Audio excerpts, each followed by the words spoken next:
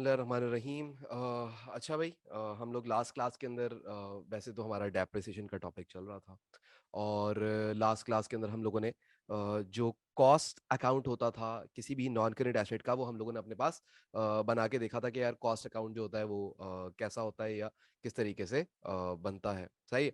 अच्छा, आज की क्लास के अंदर हम फर्दर मूव करेंगे और आज की क्लास के अंदर हम लोग जो नेक्स्ट अकाउंट है उसके बारे में बात करेंगे, and that account is provision for depreciation का अकाउंट। मींस कि अभी हम नंबर 3 के बारे में बात कर रहे हैं। हो सकता है कि आज 3 और 4 दोनों के बारे में बात हो जाए, बट थोड़ा सा ध्यान देना।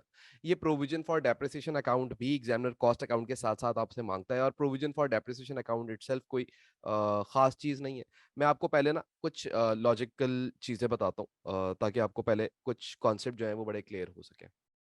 देखो यार, सबसे पहले अगर मैं आपसे बोलता हूँ कि यार मेरे बिजनेस के अंदर जो मेरा कारोबार है उसके अंदर मेरे पास एक कोई नॉन करेंट एसेट है, और वो जो नॉन करेंट एसेट है, ठीक है, नॉन करंट एसेट, उसका नाम है मोटर व्हीकल। ठीक है। अच्छा, अब ये जो मोटर व्हीकल्स है ना, होता क्या है, जरा सुनिएगा, समझने की कोशिश कीजिएगा इस बात को कि ये जो मोटर व्हीकल्स थी इनकी जो कॉस्ट थी वो थी, लेट सपोज, 10,000। एंड इनके ऊपर मैं स्ट्रेट लाइन मेथड चार्ज करता था, ठीक है, और एसएलएम चार्ज करता था, स्ट्रेट लाइन मेथड चार्ज करता था 10% पर एनम का। Now if I ask you to calculate the depreciation expense, तो वो तो आप ऑलरेडी सीख चुके हैं, तो आप बोलेंगे सर वो तो बहुत आसान सा काम हो गया था हमारे लिए, 10,000 multiply by 10%, so the answer will be 1,000। Means this 1,000 या दिस $1,000 या 1,000, जो भी आप कहें इसको, this $1,000 is the annual depreciation, right. ये आपकी क्या आ जाती थी, एनुअल डेप्रिसिएशन आ जाती थी। एक बच्चे का मैसेज आया कि सर स्क्रीन शो नहीं हो रही, तो मुझे ज़रा बता दो स्क्रीन शो हो रही है। एक बच्चा बोल रहा है कि सर स्क्रीन शो नहीं हो रही। बेटा तुमने जो है ना वो स्वैप कर लो, दूसरी मेरी आईडी स्वैप करोगे ना तो दूसरी आईडी के ऊपर मेरी स्क्रीन मेरे ख्याल से आ रही होगी, शायद तुम्हें वो इशू हो रहा होगा देखने में जूम पे। सही है, क्योंकि तुम मोबाइल फोन पे देख रही होगी तो मोबाइल फोन पे या तो मेरा कैमरा आएगा तुम्हारे सामने या मेरी स्क्रीन आएगी। सही है, तो उसको जरा सेट कर लो, देख लेना, ठीक है।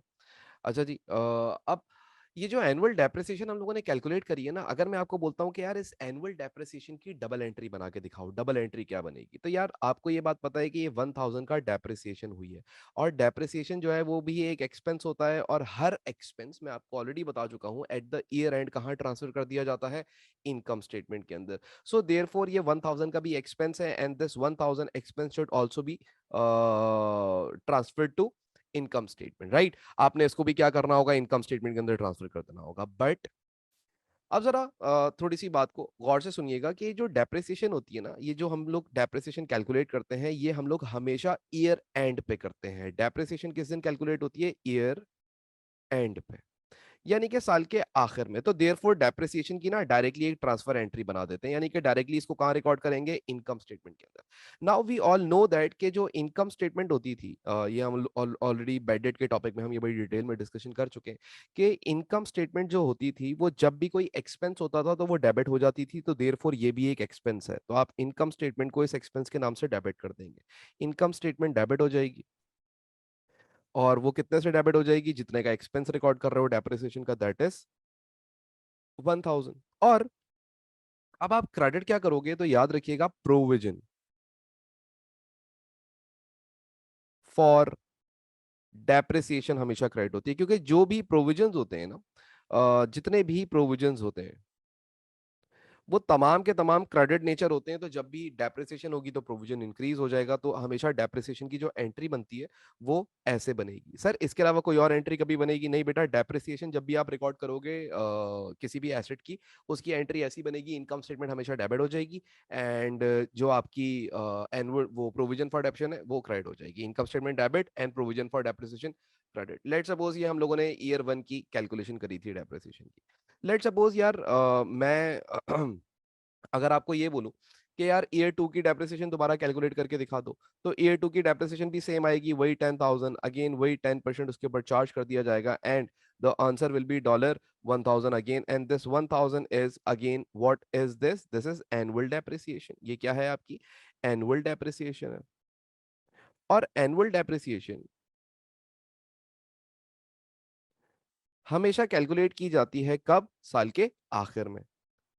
और साल के आखिर में हर एक्सपेंस कहाँ ट्रांसफर कर दिया जाता है? हर एक्सपेंस साल के आखिर में इनकम स्टेटमेंट में ट्रांसफर कर दिया जाता है। तो देयरफॉर इसकी जो ईयर एंड पे जो डेप्रिसिएशन आप कैलकुलेट करोगे उसकी एंट्री क्या बनेगी? इनकम स्टेटमेंट डेबिट हो जाएगी।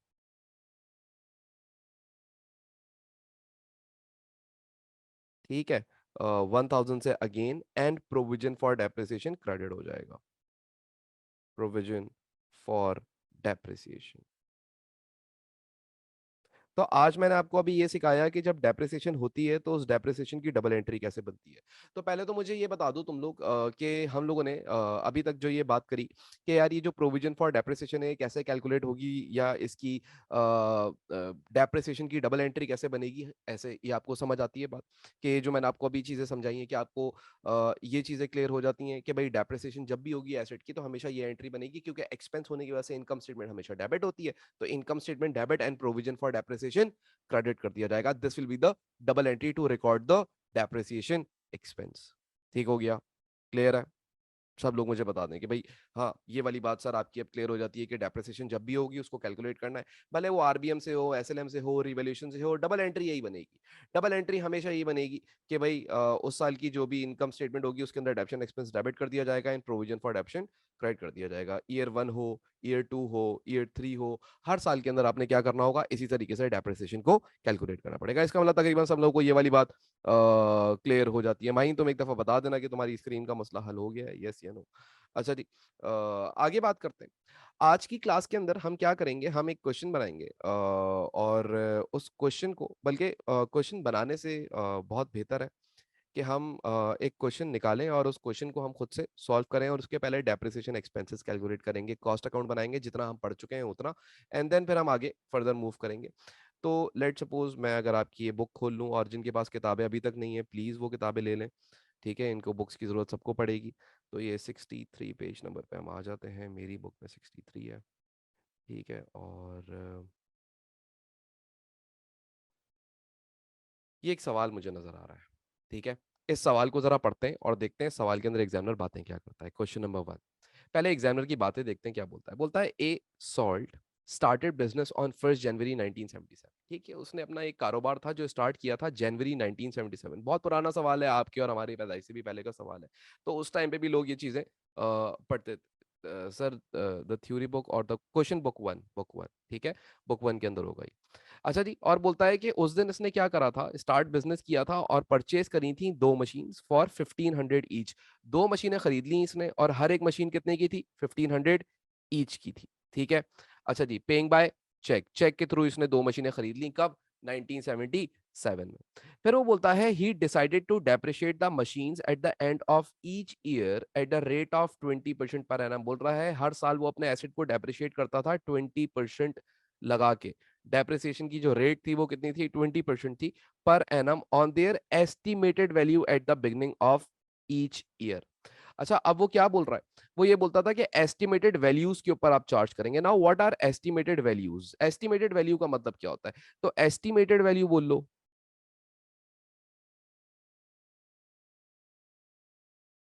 या तुम इसको नेटबुक वैल्यू बोल लो, या फिर इसको कैरिंग वैल्यू बोल रहे हो, तीनों एक ही लफ्ज है। इसका मतलब ये हमें समझ आ गया कि ये जो 20% चार्ज कर रहा है ये नेट बुक वैल्यू के ऊपर चार्ज कर रहा है 20%। नाउ माय क्वेश्चन है कि ये जो एग्जामिनर है ये अपने एसेट्स के ऊपर आरबीएम अप्लाई करता है या एसएलएम अप्लाई करता है? यानी रिड्यूसिंग बैलेंस मेथड लगता हुआ नजर आ रहा है या स्ट्रेट लाइन मेथड लगता हुआ नजर आ रहा है? अब आप अगर सोचो तो नेट बुक वैल्यू के ऊपर जब रेट चार्ज करते थे तो ये मेथड कौन सा होता था, रिड्यूसिंग बैलेंस मेथड या स्ट्रेट लाइन मेथड, जब नेट बुक वैल्यू के ऊपर परसेंटेज चार्ज की जाती थी? जब एसएलएम होता था तब तो सर कॉस्ट पे चार्ज करते थे, तब तो कॉस्ट पे चार्ज होता था। देयरफॉर सर ये जो फॉर्मूला है ये तो फॉर्मूला रिड्यूसिंग बैलेंस मेथड का है, ये तो आरबीएम का फॉर्मूला है। हाँ बेटा, बिल्कुल सही पहचाना। देयरफॉर इसका एग्जामिनर ने आपको बातों में ये बात बता दी कि जो आपका ये क्या कहते हैं, अल्लाह आपका भला करे, जो ये फॉर्मूला अप्लाई कर रहा है ये आरबीएम अप्लाई कर रहा है, राइट? यानी कि ये जो फॉर्मूला है ये आरबीएम का फॉर्मूला है। मैंने बोला सही है यार, ये इतनी बात समझ आ जाती है कि भाई इन्होंने दो मशीनें खरीदी थी, बिजनेस नया नया स्टार्ट किया था जनवरी 77 के अंदर। दोनों मशीनरीज को जो है ये डेप्रिशिएट किया करते थे 20% के साथ ऑन देयर एस्टिमेटेड वैल्यूज। तो एस्टिमेटेड वैल्यू का मतलब क्या होता है? नेट बुक वैल्यू होता है। तो देयरफॉर हम लोग ये बात समझ गए कि भाई हाँ सही है, इसका मतलब ये जो काम कर रहे हैं, ये क्या काम कर रहे हैं, ये आरबीएम के ऊपर अप्लाई कर रहे हैं अपना डेप्रिसिएशन एक्सपेंस। क्लियर हो गया यहाँ तक? कोई टेंशन, कोई मसला? यहाँ तक जितनी मैंने बात करी, क्या ये वाली बात सबको क्लियर है कि हाँ सर ये यहाँ तक हमें बात समझ आती है, यहाँ तक कोई इश्यूज नहीं है एज सच? देख लो पहले इसको, सब लोग मुझे बता दें कि ये वाली बातें आपको क्लियर है। ठीक है। अच्छा, फिर उसके बाद बोलता है and to record the depreciation in a separate provision for depreciation account. और वो बोलता था कि एक अलग से प्रोविजन फॉर डेप्रिसिएशन अकाउंट बनता है और उसके अंदर वो क्या करता है, डेप्रिसिएशन को रिकॉर्ड करता है। ठीक है, तो अभी तो हम प्रोविजन फॉर डेप्रिसिएशन अकाउंट पढ़ रहे हैं और हम देखेंगे आगे जाके क्या जरूरत महसूस होती है। अच्छा, अब बोलता है ऑन 31 दिसंबर 1978। अब यहाँ पे रुक जाओ जरा। अब आपने सवाल पढ़ते हुए ना हमेशा थोड़ा सा दिमाग चलाना है। आज की ये तो जो क्लासेस में मैं आपको पढ़ा रहा हूँ, मैं आपका दिमाग सिर्फ रीड करना चीजों को सिखा रहा होता हूँ मोस्टली, कि यार इसको समझते कैसे। अच्छा, सॉरी। अच्छा, अगर मैं आपसे बोलूं कि इसने कारोबार स्टार्ट कब किया था, तो आप बोलोगे सर इसने कारोबार स्टार्ट किया था 1 जनवरी 1977 को।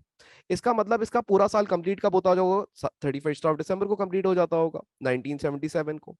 यानी कि ये एक इसका पूरा साल बन गया। यानी कि मैं इसको बोल सकता हूँ कि ये बिजनेस का ईयर वन था, पहला साल था ये इस बिजनेस का। ठीक है। फिर उसके बाद जो अगली बात ये करना शुरू करता है, ये किस दिन की बात करना शुरू करता है? अगर आप यहाँ पे डेट देखें नीचे, तो डेट क्या लिखी हुई है? डेट आपके पास लिखी हुई है 31 दिसंबर 1978। यानी कि अब वो 77 की बात नहीं कर रहा, बल्कि कब की बात कर रहा है? 31 दिसंबर 1978, यानी कि दूसरे साल की बात कर रहा है, पहले साल की बात नहीं कर रहा। और दूसरा साल शुरू कब हुआ होगा? 19 जनवरी 1978 में स्टार्ट हुआ होगा। और उसके बाद उसकी क्लोजिंग डेट बनी होगी 31 दिसंबर 1978। This is year two. अच्छा, अब वो किस दिन की बात करता है? वो इस दिन की बात करना शुरू करता है अचानक से। पहले जब उसने सवाल शुरू किया था तो क्या बात करी थी? On 1 January 1977 he started business, bought two machines, charge 20% depreciation on their estimated value, done. और बोलता था एक प्रोविजन का सेपरेट अकाउंट बनेगा, डन। फिर उसके बाद बिल्कुल नेक्स्ट पैराग्राफ के अंदर जो उसने बात स्टार्ट करी वो ये बोला कि ऑन 31 दिसंबर 1978, यानी कि नेक्स्ट ईयर की बात कर रहा है। यानी कि अब जो हमसे बात कर रहा है वो इस साल की बात कर रहा है, राइट? इस साल की बात कर रहा है। यानी कि ये जो ईयर है अब इसके बारे में बातें हो रही हैं। यानी इस साल क्या हुआ था, तो इसका मतलब जो पिछले साल हुआ था वो क्या हुआ? पिछले साल दो मशीनें खरीदी गई, बस यही हुआ। इस साल के बारे में बात करता है। क्या बोलता है?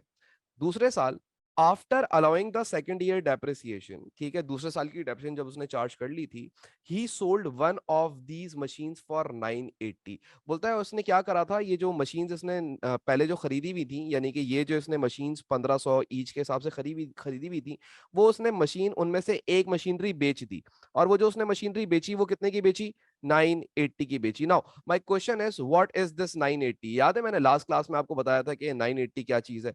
ये 980 को हम क्या कहते हैं? 980 का नाम क्या होता था? तो मैंने लास्ट क्लास में इसके बारे में बात करी थी कि that this 980 is the cell proceed. यानी कि इतने का ये बिक गया। इतने का क्या हो गया? बिक गया। This is sale proceed, this is not the cost, right? The cost was 1500, whereas जब वो बिका, थोड़ा इस्तेमाल होके एक साल दो साल इस्तेमाल करके आपने जब उसको बेचा, तो वो बिका कितना मार्केट में? 980 का। राइट हो, ये यहां तक बात समझ आ गई? अच्छा जी, बोलता है which he paid into bank, और उसने वो पैसा बैंक में रखवाया, and purchase a new machine for 2000 on credit from Emoga manufacturers. और उसने उसी दिन क्या करा? एक और नई मशीनरी खरीदी। क्या करा? एक और नई मशीनरी खरीदी। लेकिन याद रखिएगा ये मशीनरी खरीदी किस दिन गई है? 31 दिसंबर 1978 को खरीदी गई है, यानी कि साल के आखिरी दिन खरीदी गई है, लास्ट डे पे खरीदी गई है। एक एसेट लास्ट डे पे बेच दिया गया और एक एसेट लास्ट डे पे खरीद लिया गया है, राइट? हाँ। अच्छा, स्क्रीन थोड़ा डिले कर रही है क्या? मुझे जरा बता दीजिएगा, स्क्रीन डिले हो रही है या स्क्रीन टाइमली चल रही है? अगर सब लोगों का इशू आ रहा है तो मुझे बता दें। सही चल रही है स्क्रीन या स्क्रीन डिले आ रहा है थोड़ा आपके पास?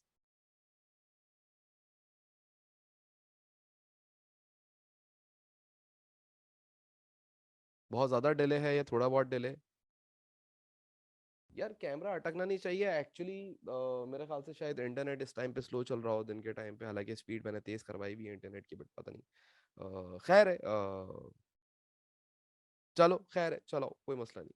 अच्छा, अब हम क्या बात कर रहे थे? हम ये बात कर रहे थे कि इन्होंने इस साल क्या किया, दूसरे साल में इन्होंने एक मशीनरी बेच दी पूरा साल इस्तेमाल करके, और उसी दिन साल के आखिर में एक नई मशीनरी थी जो कि इन्होंने क्या कर ली थी, खरीद ली थी, यानी कि इन्होंने परचेज कर ली थी। ठीक है, हमें ये बात भी समझ आ जाती है।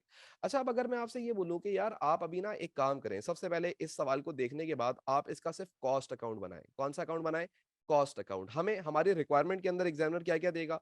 नंबर वन, मशीनरी का कॉस्ट अकाउंट बोलेगा। नंबर वन, मशीनरी का कॉस्ट अकाउंट बना दो।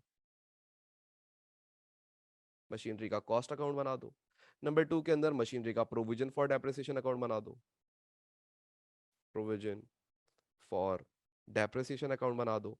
और इसी तरीके से नंबर थ्री, आपको आखिर में बोलेगा तीसरा अकाउंट जिसको बोलेगा डिस्पोजल अकाउंट बना दो। तो अभी हम लोग पहला अकाउंट तो बनाना सीख चुके हैं ना। पहला अकाउंट यानी कि मशीनरी की कॉस्ट का अकाउंट तो हम ऑलरेडी बनाना सीख चुके हैं ना, यानी कि this account machinery cost account, ये तो हम बना सकते हैं ना। व्हाई नॉट, व्हाई नॉट के हम ट्राई करें, पहले जो हम लोगों ने लास्ट क्लास में पढ़ा हुआ था उसका एक हमारा क्विक रिवीजन भी हो जाएगा। तो हम लोग शुरू करते हैं यहाँ से।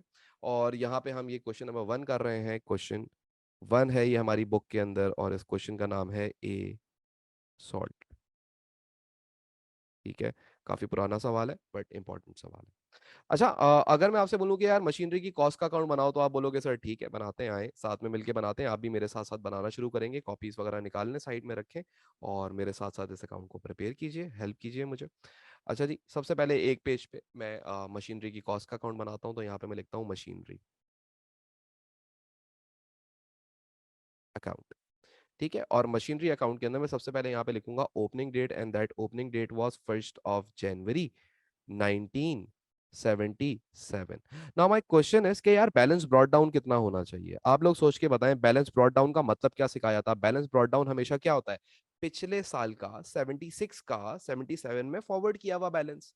जो 76 के अंदर तुम्हारे पास मशीनरी मौजूद थी, वो फॉरवर्ड हुई हुई बैलेंसेस 97 का बीडी बैलेंस बन जाएगा। तो क्या मेरा सवाल आपसे यह है, क्या इस सवाल के अंदर 1976 के अंदर कोई मशीनरीज मौजूद थी? नहीं सर, इसने तो कारोबार ही स्टार्ट किया था तकरीबन जनवरी 77 में। इससे पहले इसके पास कोई मशीनरीज मौजूद नहीं थी, तो therefore sir the brought down balance will be zero, nil. Brought down balance तो सर कुछ भी नहीं होगा, ब्रॉट डाउन बैलेंस को तो आप छोड़ दें, कोई टेंशन नहीं, यहां तक आपको क्लियर होता है। फिर क्या हुआ था सर, इसी दिन ना इसने पता है क्या किया था? इसी दिन इसने सर दो मशीन खरीद ली थी। 1977 को इसने दो मशीन खरीद ली थी। इसको एक को नाम दे देते हैं हम, इसने दो मशीन खरीद ली थी। एक इसने खरीदी थी 1500 की, और ये जो इसने पैसा दिया था बैंक के थ्रू दिया था। और इसी सेम डे को इसने 1 जनवरी 1977 को एक और भी मशीनरी खरीदी थी, और वो जो मशीनरी खरीदी थी वो भी कितने की थी? 1500 की थी। क्या क्या यहां तक आपको ये बात क्लियर होती है कि हाँ सर, ये तो हुआ था पहले दिन? हाँ, यही हुआ था 77 के अंदर, आप देख लें अभी तक यही हुआ था सवाल के अंदर, यहां तक कोई टेंशन नहीं है। अच्छा, अब अगर आप देखें तो यहाँ पे इसके अलावा कुछ भी नहीं हुआ था। इसने बोला था बाकी ये डेप्रिसिएशन सेप्रिसिएशन लगाता है, लेकिन हमारा डेप्रिसिएशन से अभी कोई ताल्लुक नहीं है। और उसके बाद फिर ये इस पैराग्राफ पे आ गया था, राइट? यानी कि फिर 98 78 के ऊपर चला गया था, राइट? तो 77 में तो और कुछ भी नहीं हुआ, ना कोई मशीनरी मजीद आई और ना ही कोई मशीनरी मजीद गई। तो सिर्फ ये दो ही मशीनरीज आई और गई। तो हम क्या करेंगे, इसका अकाउंट को क्लोज कर लेंगे। जैसे ही ईयर एंड हो जाता है तो हम ईयर एंड पे अकाउंट को क्लोज कर लेते हैं। तो इस पूरा साल और तो कुछ हुआ नहीं। इस पूरा साल, साल के शुरू में कोई मशीनरी मौजूद नहीं थी साल के शुरू में, लेकिन इन्होंने दो नई मशीनरीज खरीदी, वो मैंने यहाँ पे लाके रिकॉर्ड कर दी, राइट? और अब मेरे पास मशीनरीज कितने की हो गई थी? तो 1500 प्लस 1500, दो मशीन आपके पास आ गई थी। तो the total value of machinery cost is 3000 now, and then this 3000 will be the closing balance as well. वो क्लोजिंग बैलेंस किस डेट का बनेगा सर? क्लोजिंग डेट क्या होगी? 31 दिसंबर 1977 का बैलेंस कैरेट डाउन। और बैलेंस कैरी डाउन यहाँ पे आप मेंशन करेंगे, and that is 3000, and this balance will be transferred to the next year, and the next year is 1 January 1978। और यहाँ पे बन जाएगा बैलेंस ब्रॉट डाउन। अब बैलेंस ब्रॉट डाउन क्या बताएगा कि 78 से पहले 77 के अंदर तुम्हारे पास कितनी मशीनरीज मौजूद थी, आखिर में कितना उनकी कॉस्ट थी, तो वही आपको मेंशन कर देगा। राइट। अब हम एंटर हो चुके हैं कौन से साल के अंदर, नेक्स्ट ईयर के अंदर, एंड दैट ईयर इज आपका भला अल्लाह भला करे 1978। अब 1978 में क्या हुआ था, 1978 में दो बातें हुई थी। एक तो उसने जो पुरानी मशीनरी थी, जो तुम्हारी ओल्ड मशीनरी थी, उस मशीनरी को उसने क्या किया था, सोल्ड कर दिया था। ही sold one of these machines for $90,000 and paid into the bank account. और उसके बाद एक नई मशीनरी भी उसी साल इसने खरीदी है, और वो किससे खरीदी है, इमोगा मैन्युफैक्चरर से। इसका मतलब इमोगा मैन्युफैक्चरर से खरीदी, किसी का नाम आ रहा है यहाँ पे, तो इसने उधार पे खरीदी होगी, राइट। किस पे खरीदी होगी, उधार पे, ऑन ऑन क्रेडिट टर्म्स के ऊपर उसने ये मशीनरी परचेज करी होगी। अब सवाल ये उठता है कि सर इसको यहाँ पे रिकॉर्ड कैसे करें। तो मेरा बेटा कोई टेंशन की बात नहीं है, आपने एक नई मशीनरी खरीद ली, और जब आपने नई मशीनरी खरीदी तो वो किस डेट को खरीदी, पहले तो वो क्लियर कर लो। सर साल के आखिरी दिन खरीदी, मेरा बेटा साल का आखिरी दिन क्या था, 31 दिसंबर 1978। वो डेट लिखो। और जो आपने मशीनरी खरीदी थी वो कितने की मशीनरी खरीदी थी, सर हमने जो नई मशीनरी खरीदी है ना, that new machinery was for $2000। कितने की थी वो, $2000 की थी। तो सर इसका मतलब आप क्या करें, $2000 से अकाउंट को डेबिट कर दें, क्योंकि मशीनरीज बढ़ गई, 2000 से मजीद आ गई। ठीक है। लेकिन साल के दौरान आपने साल के एंड में आपने एक मशीनरी बेच भी दी थी। किस डेट को बेची थी, 31 दिसंबर 1978 को। तो उसका डिस्पोजल यहां पे रिकॉर्ड करेंगे, इधर क्या नाम देंगे, डिस्पोजल का। लेकिन नाउ द क्वेश्चन इज कि यार वो डिस्पोजल कितना रिकॉर्ड करना चाहिए। वो डिस्पोजल 3000 रिकॉर्ड करना चाहिए, यानी कि जो इन्होंने दो मशीन खरीदी थी 15-15 100 वाली, तो क्या हमें वो डिस्पोजल 3000 का रिकॉर्ड करना चाहिए, या हमें वो डिस्पोजल 980 जितने का वो एसेट बिका उतने का रिकॉर्ड करना चाहिए, या वो डिस्पोजल 1500 का रिकॉर्ड करना चाहिए जितने का वो एसेट की कॉस्ट थी। तो अब आप लोग मुझे बताओगे भाई हमें कितना लिखना है, 980 लिखना चाहिए, 1500 लिखना चाहिए, या 3000 टोटल लिखना चाहिए। ही sold one of those machine ना, उसने सारी तो नहीं बेची ना, उसने एक बेची। तो हर एक मशीन कितने की खरीदी थी उसने, 1500 की खरीदी थी, लेकिन बेची कितने की, 980 की बेची थी। तो देयरफॉर मैंने आपको लास्ट क्लास में भी यही बताया था। सब लोग आंसर नहीं दे रहे, कुछ लोगों ने आंसर्स दिए हैं, तो सब लोग आंसर्स दें, तो ताकि मुझे क्लियर हो कि भाई हाँ आप लोग को ये बात समझ आ गई थी। तो इसका मतलब यहाँ पे जो डिस्पोजल रिकॉर्ड किया जाएगा, उस डिस्पोजल की कॉस्ट रिकॉर्ड की जाती है, एंड द कॉस्ट इज $1500। यहाँ पे हमेशा कॉस्ट रिकॉर्ड करते हो मेरा बच्चा, क्योंकि ये किसका अकाउंट है, एसेट की कॉस्ट का अकाउंट है। And once you are done with this, आपने कर लिया, तो इसके अलावा तो और कुछ हुआ नहीं इस पूरे साल, तो इस अकाउंट को क्लोज कर लेंगे। तो इस अकाउंट को जब हम क्लोज करेंगे, तो क्लोजिंग करते हुए कोई टेंशन ही नहीं है। पहले आपके पास मशीनरीज कितने की मौजूद थी, आप बोलोगे सर 3000 की मौजूद थी, राइट। कितने की मौजूद थी, 3000 की। फिर आपने मजीद कितने की खरीद ली, 2000 की। तो टोटल मशीनरीज जो हैवी साइड है वो डेबिट ही बन रही है, 5000 की टोटल मशीनरीज हो गई थी, ठीक है।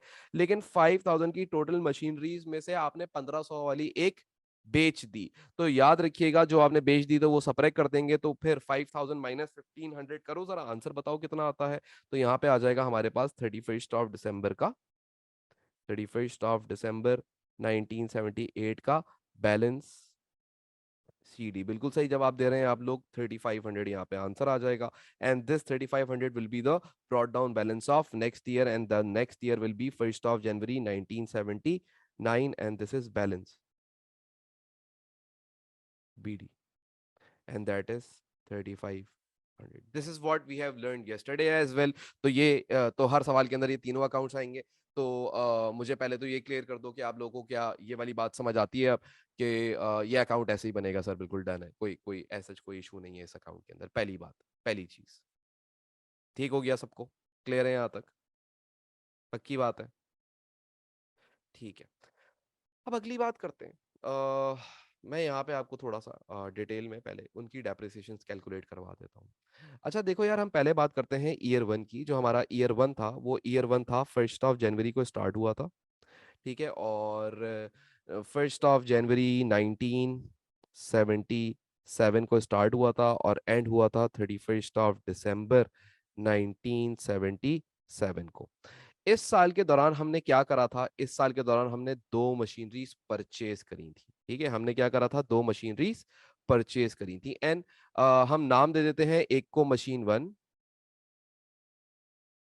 ठीक है, एक मशीन वन थी, और एक को नाम दे देते हैं मशीन टू,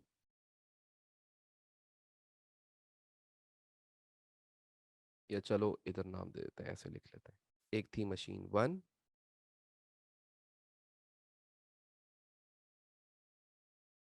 ठीक है, और एक थी मशीन टू। अच्छा जी। अब सवाल ये उठता है कि यार आपने मशीन वन जो है वो खरीदी कितने की थी? तो आप बोलोगे सर हमने जो मशीन वन खरीदी थी ना, वो हम लोगों ने खरीदी थी, लेट सपोज 1500 की खरीदी थी, राइट? और मशीन टू भी 1500 की खरीदी थी। Now if I ask you guys to calculate the depreciation expense of these machines, तो आप बोलोगे सर आरबीएम लग रहा था। कौन सा मेथड लग रहा था? आरबीएम लग रहा था, RBM. And RBM sir, net book value को मल्टीप्लाई कर दिया जाता है रेट से, और रेट सवाल के अंदर 20% था, तो आपके पास आंसर आ जाता है एनुअल डेप्रिसिएशन। ठीक है, तो आप इसके ऊपर भी रेट चार्ज करते हैं, ठीक है बेटा, कर देते हैं 20% इस पे लगा देते हैं और 20% ही इस पे लगा देते हैं। तो अब सवाल ये उठता है कि यार डेप्रिसिएशन मशीनरी की पहले साल की कितनी आई? आप लोग जरा कैलकुलेट कर लें, 1500 इंटू 20%, और आपके पास एक आंसर आ जाएगा कैलकुलेटर पे, तो आपको पहले साल की डेप्रिसिएशन एक्सपेंस पता लग जाएगी। सो द आंसर इज 3000 जो कि मुझे दिया जा रहा है, तो सॉरी 300। तो ये पहले आप लोग देख लें, यहाँ तक क्लियर है? ठीक है, 300 आपकी पहले साल की डेप्रिसिएशन आ गई, राइट? अच्छा, हम लोगों ने पहले साल की डेप्रिसिएशन कैलकुलेट कर ली, 300 एंड 300, और फिर हम मूव करते हैं नेक्स्ट ईयर। नेक्स्ट ईयर क्या हुआ था? ईयर टू के अंदर आपने जो कि डेट थी, पहले हम डेट मेंशन कर लेते हैं, 1 जनवरी 1978 को स्टार्ट हुआ था एंड 31 दिसंबर 1978 को ये खत्म हो गया था। अब सवाल ये उठता है कि आपने इस साल की डेप्रिसिएशन कैलकुलेट करनी है।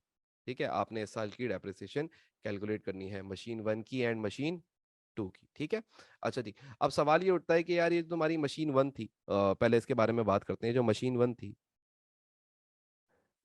थी, ये पिछले साल कॉस्ट कितनी रखती थी? सर 1500 की कॉस्ट रखती थी।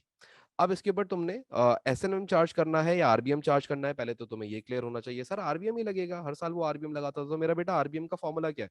आप बोलोगे sir RBM is equal to net book value into rate is equal to annual depreciation.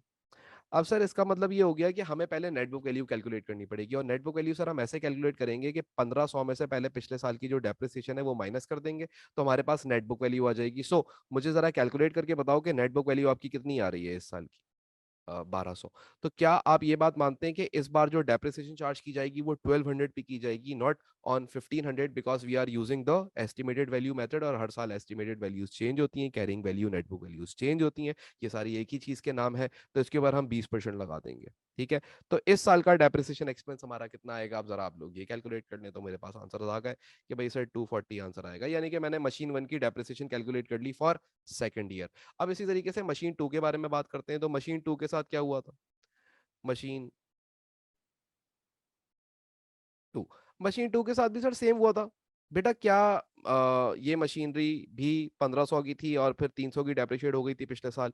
Yes sir, last year हमें ऊपर नजर आ रहा है कि 300 की डेप्रिशिएट हो गई थी, so then now the net book value is again 1200, and आप इसके ऊपर 20% चार्ज कर दीजिए, तो आपके पास आंसर आ जाएगा 240 का।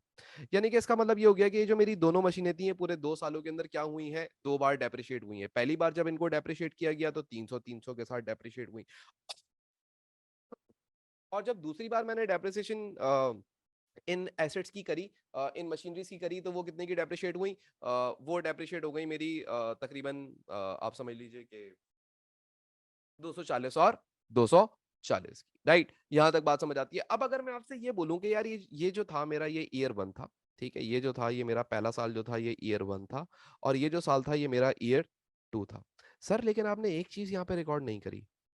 आपने जो एक मशीनरी नई खरीदी गई थी, मशीन एक और भी तो खरीदी थी ना आपने इमोगा से। सर आपने ये ऊपर रिकॉर्ड करा है, ये जो आपने मशीनरी खरीदी थी किससे खरीदी थी? इमोगा मैन्युफैक्चरर से आपने खरीदी थी, तो सर इसको डेप्रिशिएट नहीं करेंगे? आपके दिमाग में अगला सवाल ये आना चाहिए कि सर ये मशीनरी भी तो आपके कारोबार में आ गई, तो क्या इसको डेप्रिशिएट नहीं करेंगे? तो मेरा बेटा, मेरा सवाल आपसे बड़ा सिंपल सा होगा इसके आगे कि ये मशीनरी आपने किस डेट को खरीदी थी? सर ये हमने खरीदी थी 31 दिसंबर 1978। हाँ, कब खरीदी थी? 31 दिसंबर 1978। Now my next question is, क्या 31 दिसंबर 1978 को जो आपने मशीनरी खरीदी, क्या उस मशीनरी से आपने इस साल में ईयर टू में कोई बेनिफिट्स हासिल करे हैं? हाँ, क्या आपने ईयर 2 में उस मशीनरी से कोई फ़ायदे हासिल करे हैं? नहीं सर, हमने उससे कोई फ़ायदे हासिल नहीं करे, तो देयरफॉर उसके ऊपर कोई एडप्शन भी चार्ज नहीं होगी। लेकिन सर आपने एक मशीनरी बेच भी तो दी थी, उसने बोला था one of the machine was sold, लेकिन वो मशीनरी कब बिकी थी मेरा बेटा? पूरा साल इस्तेमाल हो गया। अब लेट्स सपोज़ हम बोलते हैं कि वो कौन-सी मशीनरी बिक गई, आपकी मर्ज़ी है 1 बेच दें या 2 बेच दें, कोई फ़र्क नहीं पड़ता।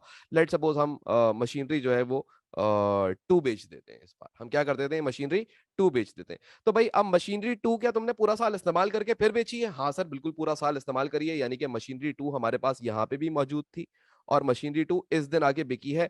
देयरफॉर सर ये पूरा साल इस्तेमाल हुई है, तो मेरा बेटा देखो मैंने पूरे साल की इस पे डेप्रिसिएशन चार्ज करी है। ठीक है, बाय डिफॉल्ट आप ऐसे ही करते हो। बाय डिफॉल्ट आप जितने टाइम इस्तेमाल करते हो एसिड को उतनी ही चार्ज करते हो, जिसको आगे जाके मैं मंथली पॉलिसी और ईयरली पॉलिसीज में आपको समझाऊंगा। बट बाय डिफॉल्ट पहले बाय बाय बेसिक चीज को समझो। बाय बेसिक क्या है कि यार जो चीज मैं जितना अरसा इस्तेमाल करूंगा ना, उसमें मैंने उतनी डेप्शन चार्ज करनी है। हमने बड़ा बड़ा सीधा रखना है चीजों को ना।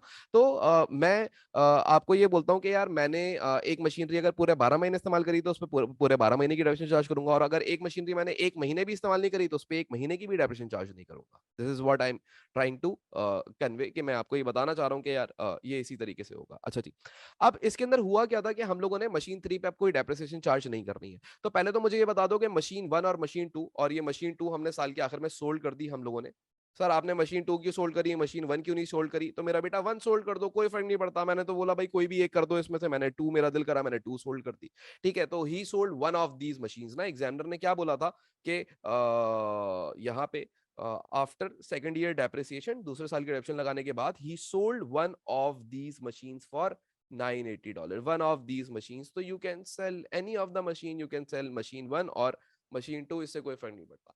बट अब तक जो मैंने आपको बातें बताई कि यार मशीन 3 जो आई थी, जो इमोगा मैन्युफैक्चरर से आपने मशीनरी खरीदी थी, उसके ऊपर कोई डेप्शन चार्ज नहीं होगी, और जो ये 2 मशीन्स पे इनके ऊपर पूरे पूरे साल की डेप्शन चार्ज होगी। और वो कैसे चार्ज होगी वो आपके सामने स्क्रीन पे है। क्या आपको अब तक की जो मैंने बातें करी वो आपको क्लियर है, या थोड़ा मुश्किल लग रही हैं चीजें, या क्लियर जा रही हैं अभी तक? मतलब हाँ सर, ये मतलब आप जैसे बता रहे हैं हम वैसे करेंगे तो कोई कोई दिक्कत नहीं है, इसमें कोई टेंशन नहीं है। सब लोग मुझे बता दें कि ये जो मैंने दोनों सालों की डेप्शन कैलकुलेट करी है, इसके अंदर कोई किसी को कोई मसला तो नहीं है कि सर ये आपने ये वाला स्टेप क्यों फॉलो कर लिया, यहाँ पे माइनस क्यों कर दिया? तो मेरा बेटा ये तो हम लोगों ने मेरे ख्याल से लास्ट क्लास के अंदर बात करी थी, बल्कि लास्ट भी नहीं, उससे भी लास्ट क्लास में बात करी थी कि जो तुम्हारी आरबीएम होता है वो हमेशा नेटबुक वैल्यू पर रखता है, और in order to calculate net book values, तो नेटबुक वैल्यू को कैलकुलेट करने का तरीका क्या होता था? सर नेटबुक वैल्यू को कैलकुलेट करने का तरीका होता था, कॉस्ट में से उसकी पीएफडी माइनस करते हैं, cost minus PFD provision for depreciation, तो आपके पास नेटबुक वैल्यू पता लग जाएगी। राइट, तो इसका मतलब ऑलमोस्ट ये सबको क्लियर है। जो लोग चैट बॉक्स पे नहीं लिखते हैं प्लीज वो आदत बनाएं। आप मुझसे इंटरेक्शन करोगे, मुझे आपके नाम भी याद हो जाएंगे, मुझे पता होगा ये बच्चा थोड़ी सी मेहनत करता है, थोड़ा लगन से पढ़ता है, तो एटलीस्ट आप यस नो के अंदर मुझे जरूर जवाब दिया करें। ये एक इंपॉर्टेंट चीज़ है, ठीक हो गया? अच्छा, उसके बाद फिर हम आगे बात करते हैं। देखो यार, एग्जामिनर ने जो दूसरी चीज आपसे बोली थी वो क्या बनाने को बोली थी? Provision for depreciation account. But provision for depreciation account बनाने से पहले अगर मैं आपसे बोलूं कि यार मेरे पहले साल जो ये दोनों मशीनरीज थी ये डेप्रिशिएट हुई थी, पहली मशीनरी 300 की, ठीक है, और जो दूसरी मशीनरी थी वो भी 300 की डेप्रिशिएट हुई थी। Now if I ask you to make the journal entry, make the journal entry या मेक द डबल एंट्री, जो भी आप चाहें उसमें से आप कह सकते हैं, जनरल एंट्री कह लें या आप लोग इसको डबल एंट्री कह लें। अगर मैं आपसे बोलूं ईयर 1 की, जो कि ये आपका पहला साल था, ये जो ईयर 1 था, इसकी डबल एंट्री बना के दिखाएं तो आप कैसे बनाएंगे? आप बोलेंगे सर डेप्रिसिएशन है ना, तो डेप्रिसिएशन तो एक्सपेंस होता है। हाँ, और अगर ये डेप्रिसिएशन एक्सपेंस है तो इसका मतलब आपको क्या करना चाहिए? आपको तो इनकम स्टेटमेंट डेबिट कर लेनी चाहिए। तो इनकम स्टेटमेंट को सर प्लीज डेबिट करते हैं, इनकम स्टेटमेंट। अब सवाल ये उठता है कि इनकम स्टेटमेंट को 300 से डेबिट किया जाए या 600 से डेबिट किया जाए। तो अगर अब आप सोचें तो आपकी जो टोटल डेप्रिसिएशन लगी है वो तो 300 प्लस 300 दोनों दोनों मशीनरीज पे लगी है, तो दोनों मशीनरी की यहाँ पे डेप्रिसिएशन ऐड करके लिखी जाएगी, एंड दैट विल बी 600। कितनी लिखी जाएगी? 600। एंड प्रोविजन फॉर डेप्रिसिएशन क्या हो जाएगा? क्रेडिट हो जाएगा। प्रोविजन फॉर डेप्रिसिएशन, एक सेकेंड, हाँ,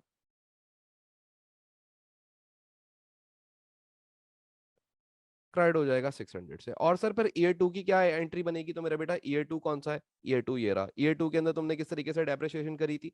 सर हम लोगों ने ईयर 2 के अंदर जो हमारा दूसरा साल था, ईयर 2 था हमारा, इस साल हम लोगों ने 240 और 240 की डेप्शन लगाई थी। तो मेरा बेटा इनकम स्टेटमेंट को डेबिट कर दो, income statement.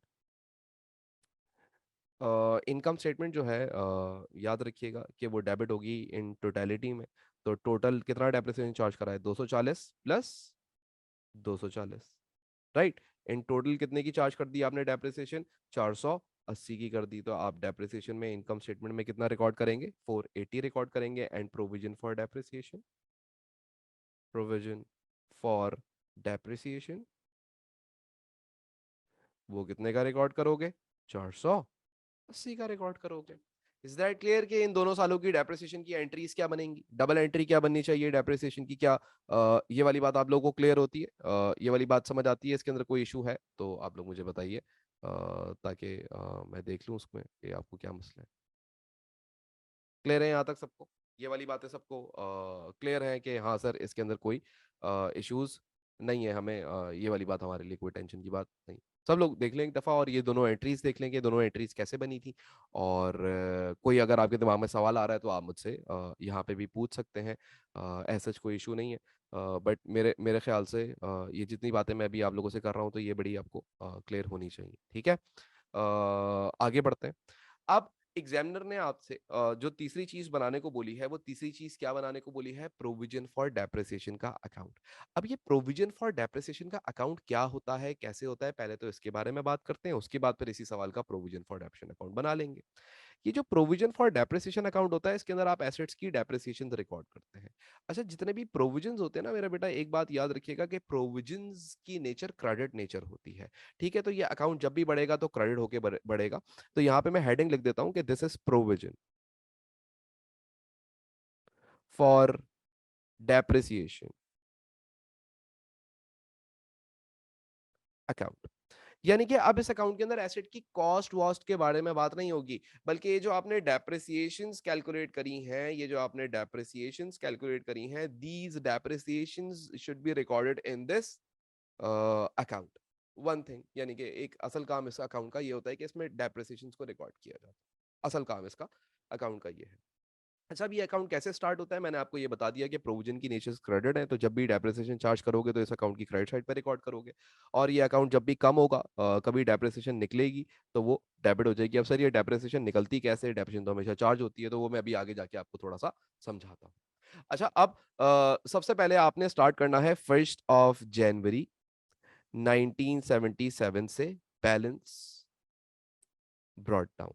Now my question is, what this balance brought down reflect? What this balance brought down shows in this provision for depreciation account. Balance brought down का मतलब ये होता है कि जो इससे तुम्हारा पिछला साल था ना, 76 का जो ईयर था ना, उस साल तुम्हारी कितनी प्रोविजन फॉर डेप्रिसिएशन थी, उस साल तुम्हारे एसेट्स कितना डेप्रिशिएट हुए हुए थे, उस टाइम पे प्रोविजन फॉर डेप्रिसिएशन की वैल्यू कितनी थी। तो मेरा आपसे सवाल ये है कि क्या 1976 में तुम्हारे ये बिजनेस एग्जिस्ट करता था, हाँ या ना। सोचो, क्या 1976 में ये बिजनेस एग्जिस्ट करता था, हाँ या ना। पहले तो सवाल ये है कि आपको ये बात क्लियर होनी चाहिए कि हाँ सर ये एग्जिस्ट करता था या नहीं करता था, पहले तो ये क्लियर करो। ये बिजनेस कब स्टार्ट हुआ था, the business was started on 1 January 1977। तो क्या 1976 के अंदर ये बिजनेस एग्जिस्ट करता होगा, हाँ भाई, मेरा सवाल ये है, क्या ये 1976 के अंदर एग्जिस्ट करता होगा, यस या नो। सवाल ये है, सवाल सवाल पहले सवाल को क्लियर करेंगे, ठीक है। तो सब लोग तकरीबन मुझे बोल रहे हैं कि सर नहीं एग्जिस्ट नहीं करता था। तो जब मेरा बेटा जब बिजनेस एक्सेस नहीं करता था, तो जाहिर सी बात है कि उसके ऊपर कोई डेप्रिसिएशन भी चार्ज नहीं होगी एसेट्स के ऊपर, तो therefore the balance brought down will be zero. फिर उसके बाद क्या हुआ, ईयर 1 में आपने डेप्रिसिएशन कैलकुलेट करी, और वो डेप्रिसिएशन कितनी आई पहले साल में इन दोनों एसेट्स को मिला के, प्रोविजन फॉर डेप्शन का अकाउंट है, और ये बात याद रखिएगा हर एसेट का ये अलग अकाउंट बनता है। तो ये लेट सपोज बन रहा है मशीनरी का अकाउंट, ठीक है। इसमें सिर्फ मशीनरी की डेप्रिसिएशन को रिकॉर्ड किया जाएगा, हर एसेट की डेप्रिसिएशन को एक ही अकाउंट में रिकॉर्ड नहीं किया जाएगा। मशीनरी का प्रोविजन फॉर डेप्शन अकाउंट अलग होगा, इक्विपमेंट का अलग होगा, कंप्यूटर का अलग होगा, मोटर व्हीकल का अलग होगा, बिल्डिंग का अलग होगा प्रोविजन फॉर डेप्शन अकाउंट। बट अब मशीनरीज एक हो, दो हो, 10 हो, 20 हो, वो सारी एक ही अकाउंट में रिकॉर्ड होंगी। मोटर व्हीकल एक हो, 10 हो, 20 हो, वो सारी एक ही अकाउंट के अंदर रिकॉर्ड होंगी, provision for depreciation motor vehicle के अकाउंट के अंदर। ये बात क्लियर हो जाती है आपको। अच्छा, अब सवाल ये उठता है कि आपने पहले साल कितना डेप्रिसिएशन एक्सपेंस चार्ज किया था, जो पहला डेप्रिसिएशन एक्सपेंस था वो कितना चार्ज हुआ था। तो अगर आप नोटिस करें तो जो पहला डेप्रिसिएशन एक्सपेंस था वो चार्ज हुआ था 600 का। अब इस डबल एंट्री में देखो तो प्रोविजन फॉर डेप्रिसिएशन क्या हो रहा है, डेबिट हो रहा है या क्रेडिट हो रहा है? सर यहाँ पे क्रेडिट हो रहा है। किसकी वजह से क्रेडिट हो रहा है बेटा? इनकम स्टेटमेंट की वजह से क्रेडिट हो रहा है। इसका मतलब यहाँ पे यार जरा देखो, हम लोग क्या बात कर रहे थे कि इस अकाउंट के अंदर दूसरी चीज क्या रिकॉर्ड की जाती है, इस साल की डेप्रिसिएशन। और डेप्रिसिएशन आप किस तरीके से रिकॉर्ड करते हैं, मैं आपको यहाँ पे ये तो एक मैं फॉर्मेट बना रहा हूँ, तो इधर जीरो जो भी होगा वो तो वैल्यू बाद में लिखेंगे। अच्छा, अब इस अकाउंट के अंदर हम क्या करते हैं, इस अकाउंट के अंदर हम अगली चीज रिकॉर्ड करते हैं, डेप्रिसिएशन। अब जितनी भी डेप्रिसिएशन लगी हो तो वो डेप्रिसिएशन रिकॉर्ड किस दिन की जाती है? ईयर एंड पे की जाती है, 31 दिसंबर 1977, या कोई भी डेट हो सकती थी। मैं आपको खाली ये रिलेशन शो कर रहा हूँ। और यहाँ पे आप उसकी वैल्यू रिकॉर्ड करेंगे जितनी भी डेप्रिसिएशन हुई है, और नाम क्या आ जाएगा ऑपोजिट अकाउंट का? Income statement. अच्छा, अब सबसे इंपॉर्टेंट बात, और जो बहुत सारे बच्चों के लिए हो सकता है कि नई बात हो, कि कभी कभी आप क्या करते हो, कोई एसेट बेच देते हो, कोई एसेट क्या करते हो, डिस्पोज कर देते हो। तो आपने वो जिस डेट को भी डिस्पोज किया हो, लेट सपोज आपने कोई एसेट, ऐसे कोई डेट लिख देते हैं, 1 जुलाई को 1977 को आपने क्या करा हो, डिस्पोज कर दिया हो, यानी बेच दिया हो। तो वो जो एसेट बिका है ना, यहाँ पे पता है उसकी क्या रिकॉर्ड करते हैं? जो एसेट बिका है उसकी अब तक की तमाम डेप्रिसिएशन को इस जगह पे डेबिट साइड पे रिकॉर्ड कर दिया जाता है। सर ऐसा क्यों करते हैं, वजह क्या है? तो मेरा बेटा, कॉस्ट अकाउंट जब तुम बनाते थे तो एसेट को क्या करते थे? एसेट को क्रेडिट साइड पे रिकॉर्ड करते थे। एसेट को क्रेडिट साइड पे क्यों रिकॉर्ड करते थे? माय क्वेश्चन इज, क्योंकि सर ये बिक गया, तो इस एसेट को खत्म करेंगे, तो निकालने के लिए हमें क्या करना पड़ेगा? इसको क्रेडिट करना पड़ेगा। ठीक है, इतनी लॉजिक तो आपको समझ आती है कि भाई एसेट आता तो डेबिट करते थे, जा रहा है तो क्रेडिट कर रहे हैं। बात समझ आई? इसी तरीके से जब एसेट तुम्हारी बुक से चला गया, जब एसेट्स तुम्हारी बुक से बिक चुका है, तो जब एसेट तुम्हारी किताब से चला गया, तो उसकी डेप्रिसिएशन को भी तुम अपनी किताबों से खत्म कर देते हो, एलिमिनेट कर देते हो, निकाल देते हो। और प्रोविजन फॉर डेप्रिसिएशन का अकाउंट जब बढ़ता है तो क्रेडिट साइड से बढ़ता है, तो अगर इसमें से कोई प्रोविजन फॉर डेप्रिसिएशन निकालनी होगी तो वो किस साइड पे रिकॉर्ड कर दोगे? On the debit side. कहां पे रिकॉर्ड कर दोगे? ऑन द डेबिट साइड ना। आपको ये बात क्लियर हो गई कि यार डेबिट साइड पे क्यों रिकॉर्ड करेंगे? क्योंकि डेप्रिसिएशन निकाल देंगे, डेप्रिसिएशन निकल जाएगी, राइट? एंड इस अकाउंट के अंदर इन तीन चीजों के अलावा कोई चौथी चीज नहीं आती, और ये अकाउंट को हम क्या कर देते हैं? क्लोज कर देते हैं। इस अकाउंट को हम क्या कर देते हैं? क्लोज कर देते हैं। इस अकाउंट को हम क्या करेंगे? वही क्लोज करेंगे, सीडी और बीडी बैलेंसेस निकालेंगे। अब हम क्या करते हैं, हम अपने सवाल पे आते हैं, और सवाल को सवाल की रिकॉर्डिंग यहाँ पे करना स्टार्ट करते हैं। यानी कि सर इस अकाउंट में भी सिर्फ तीन बातें आएंगी, बीडी बैलेंस, इस साल की डेप्रिसिएशन, जो बेच दिया उसकी डेप्रिसिएशन, बस तीन चीजें। हाँ बेटा, सिर्फ तीन चीजें आएंगी, कोई चौथी चीज नहीं। सर कॉस्ट के अकाउंट में भी तीन चीजें आती थी। सर ओपनिंग कॉस्ट, जो परचेज किया उसकी कॉस्ट, जो बेचा उसकी कॉस्ट। हाँ बेटा, यहाँ पे क्या आएगा? सर ओपनिंग की डेप्रिसिएशन, इस साल की डेप्रिसिएशन, उसके अंदर इनकम स्टेटमेंट के अंदर वैल्यू वो ऐड करेंगे, और तीसरी चीज, जो अगर कोई एसेट बेचा तो उसका डिस्पोजल रिकॉर्ड करेंगे। That's it. तीन तीन चीजें आती हैं दोनों अकाउंट्स में। कोई सर कोई कभी जिंदगी में चौथी चीज आएगी? नहीं बेटा, नहीं, कुछ नहीं आने वाला। ये तीन चीजें आती है। अब सवाल ये उठता है कि आपके पास इस प्रोविजन फॉर डेप्रिसिएशन का जीरो बैलेंस था, ये तो हम ऑलरेडी बात कर चुके हैं सवाल के अंदर। अब सवाल ये उठता है कि यार पहले साल आप लोगों ने इस एसेट को जो डेप्रिशिएट करा था, मोटर व्हीकल्स जो आपने डेप्रिशिएट करी थी, वो डेप्रिशिएट कितने की हुई थी? इन टोटलिटी में उनकी डेप्रिशिएशन एक्सपेंस कितनी आई थी? तो आप बोलोगे सर 600 आई थी। तो बेटा प्रोविजन फॉर डेप्रिशिएशन को 600 से क्रेडिट कर दो, किसकी वजह से? इनकम स्टेटमेंट की वजह से। तो यहाँ पे करो, इनकम स्टेटमेंट की वजह से 600 रुपए का प्रोविजन फॉर डेप्रिसिएशन रिकॉर्ड कर लोगे। ऊपर एंट्री है और नीचे टी अकाउंट के अंदर रिकॉर्डिंग, वो नीचे टी अकाउंट के अंदर रिकॉर्ड किया हुआ है मैंने। आप लोग पहले ये देख लोगे, जो मैंने ये बात रिकॉर्ड करी है यहाँ पे, कि हाँ सर ये ऐसे ही होगी, डबल एंट्री के साथ मैं आपको लॉजिकल वे के अंदर इसको एंट्री यहाँ पे बना के दिखा रहा हूँ, कि आपको एक क्लियर बात हो रही है कि हाँ सर ये इसी तरीके से रिकॉर्ड होना चाहिए। यानी कि प्रोविजन फॉर डेप्रिसिएशन क्रेडिट हो रहा है तो उसको क्रेडिट साइड पे रिकॉर्ड करते हैं 600 को, और जिसकी वजह से हो रहा है वो इनकम स्टेटमेंट है, ऑपोजिट अकाउंट, तो उसका नाम लिख दें सामने उसके। तो आप लोग पहले ये देख लो, ये यहाँ तक बात क्लियर होती है? देख लो सब लोग, यहां तक बात क्लियर होती है सबको? पक्की बात है, दिस इज समथिंग इंपॉर्टेंट। हाँ, बस यही चीज इंपॉर्टेंट है पूरे डेप्शन में, और कुछ इंपॉर्टेंट नहीं है। ये चीज बड़ी क्लियर होनी चाहिए कि ये यहाँ क्यों रिकॉर्ड हो रहा है, ये यहाँ पे क्यों रिकॉर्ड हो रहा है, इसकी वजह क्या है। राइट, यहां तक क्लियर हो गई बात आपको? सबको ये वाली बात क्लियर हो गई है? देख लो भाई सब लोग, कि मैंने 600 यहाँ पे क्यों रिकॉर्ड किया, और ये कैसे रिकॉर्ड किया, ये 600 आया कहां से? पहली बात, ये 600 आया कहां से? और फिर इस 600 की डबल एंट्री क्या बनी?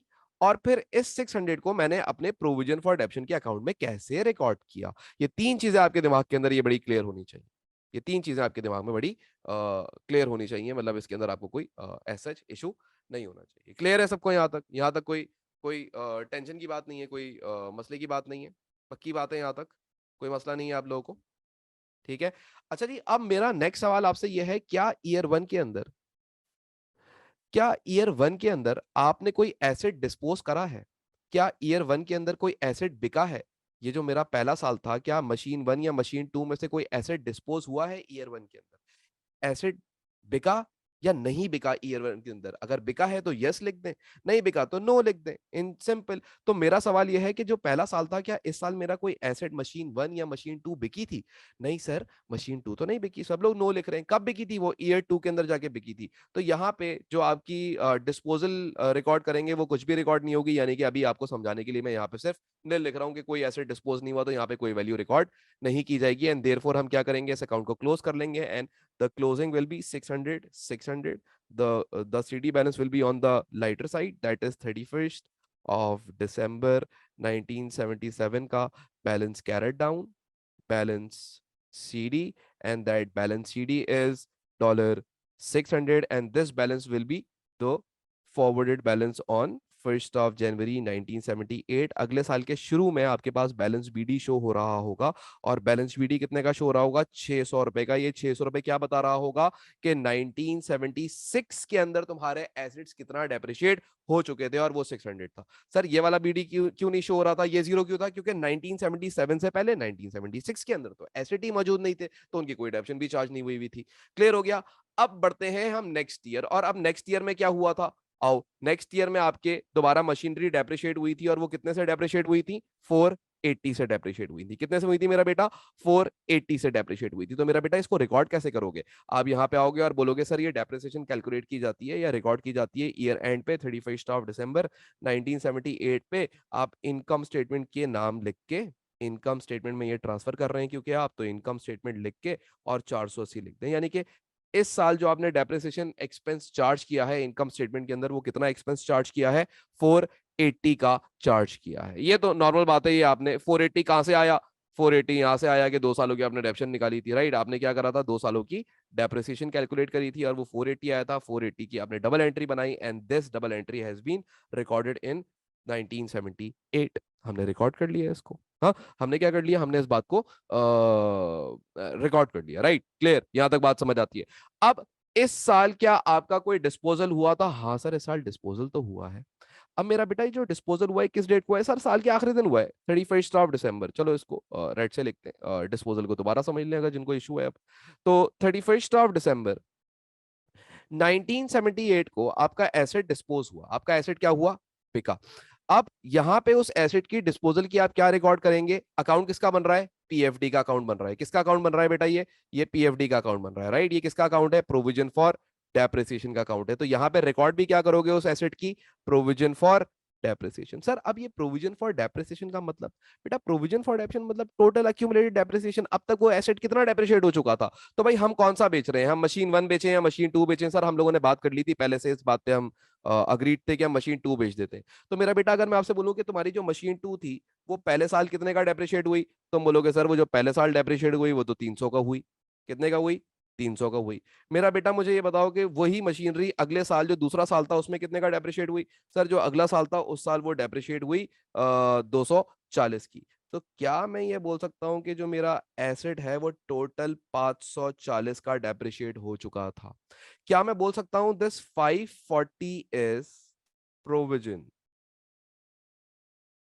For depreciation? जब तक ये एसेट बिका तब तक टोटल ये डेप्रिशिएट कितना हो चुका था?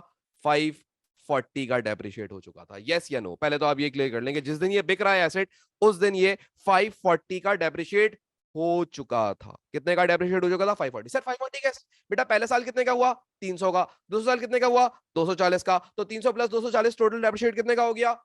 540 का डेप्रिशिएट हो गया। यस या नो? क्या मैं मानता हूं इस बात को कि जो मेरी मशीन 2 थी ये 540 से डेप्रिशिएट हुई हुई थी? कितने से डेप्रिशिएट हुई हुई थी? 540 से डेप्रिशिएट हुई हुई थी। देख लो पहले इसको, सब लोग देख लो इसको। क्या आपको ये बात समझ आता है कि हाँ सर ये अब तक टोटल जो डेप्रिशिएट हुआ था वो 540 का हुआ था, और ये जितना भी डेप्रिशिएट हुआ था इसकी सारी डेप्रिसिएशन, क्योंकि एसेट बिक गया तो इसकी सारी डेप्रिसिएशन को भी यहां से एलिमिनेट कर दिया जाएगा, निकाल दिया जाएगा, and 540 will be recorded on the debit side of provision for depreciation account by the name of disposal, because of disposal. Disposal की वजह से आपका ये डेबिट साइड पे रिकॉर्ड हो रहा है। तो अब आपको ये वाली बात क्लियर हुई कि ये डिस्पोजल कैसे हो रहा है और ये मैं 540 क्यों यहाँ पे रिकॉर्ड कर रहा हूँ। आप सब लोग एक दफा गौर से देख लें। क्या सर हमेशा ऐसी होगा जो एसेट बिकेगा उसकी तमाम डेप्रिसिएशन जो होगी वो खत्म कर दी जाएगी? यस। और वो तमाम डेप्रिसिएशन जब से खरीदा हो, भले 20 साल पुराना एसेट हो, हाँ बेटा 20 साल की पूरी डेप्रिसिएशन एलिमिनेट कर दोगे, खत्म कर दोगे। इसको 2 साल हुए थे ना, तो 2 साल की पूरी खत्म कर दी। सर कुछ भी करें,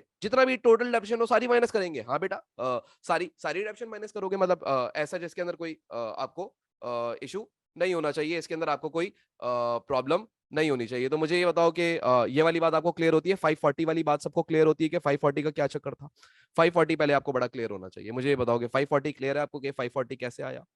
ठीक है, 540 का मतलब जो मशीनरी आपने बेची। अच्छा सर ये तो ऐसे है कि अगर हम मशीन 1 बेच देते तो भी 540 होता। हाँ बेटा, तब तो भी 540 होता, क्योंकि दोनों मशीनें सेम थी और दोनों पे सेम रेट चार्ज करते थे, तो प्रोविजन भी सेम बननी थी उनकी। क्लियर है? तो सब लोग पहले ये देख लें कि यार इस अकाउंट के अंदर 3 बातें आई। एक, नंबर 1, पहली बात जो इस अकाउंट के अंदर हमें नजर आई वो क्या नजर आई? नंबर 1, दिस बात कि भाई साल के शुरू में इनके इन एसेट्स पे अब तक कितनी ऑप्शन लगी हुई थी। नंबर 2 बात कि भाई आपने इस साल कितनी डिडक्शन लगाई। नंबर 3 बात, जो एसेट आपने बेचा उसकी अब तक टोटल जितनी डिडक्शन थी वो आपने क्या करी, इस अकाउंट से निकाल दी। सर निकालेंगे तो डेबिट करेंगे, क्यों? क्योंकि बेटा ये क्रेडिट नेचर का अकाउंट है, बढ़ता है तो क्रेडिट होता है, कम होता है तो डेबिट होता है। तो अगर एसेट चला गया तो एसेट की डेप्रिसिएशन भी चली जाएगी। और जब एसेट किया था तो एसेट के अकाउंट में वो क्रेडिट हुआ था 1500 का, और प्रोविजन के अकाउंट में वो डेबिट होगा 540 से, क्योंकि ये डेप्रिसिएशन का अकाउंट है। और प्रोविजन, जो भी प्रोविजंस होते हैं, जितने भी प्रोविजंस होते हैं वो क्रेडिट नेचर है, बढ़ते हैं तो क्रेडिट होते हैं। और अभी इस बार क्या हो रहा है, घट रहा है, क्योंकि एसेट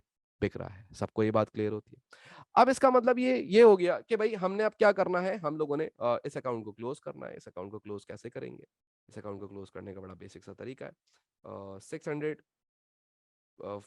600 प्लस 480 कितना होता है? 1080 मेरे ख्याल से 1080। 1080 मेरा बेटा, सब लोग अपने कैलकुलेटर में माइनस करो। 1080 माइनस 540, तो बचेगा कितना? 31 दिसंबर को, 31 ऑफ दिसंबर 1978 को बैलेंस सीडी कितना बचेगा? जरा कैलकुलेट करें आप लोग और आपको खुद ही जवाब मिल जाएगा कितना आंसर आएगा।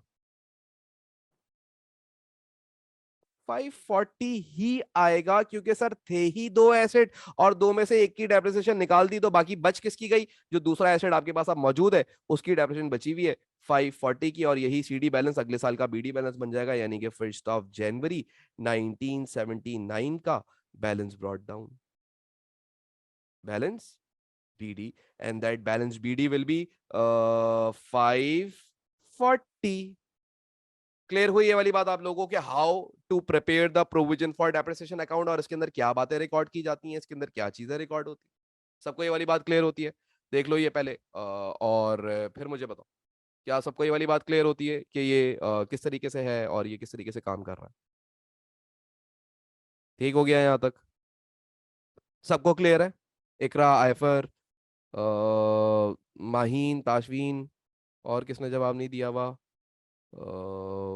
उबैद, अब्दुलरहमान, बासिम। बासिम तुम्हारा क्लियर है, तुम्हारी लास्ट क्लास भी मिस हुई भी थी। ठीक है, क्लियर है सबका? इसका मतलब ठीक है।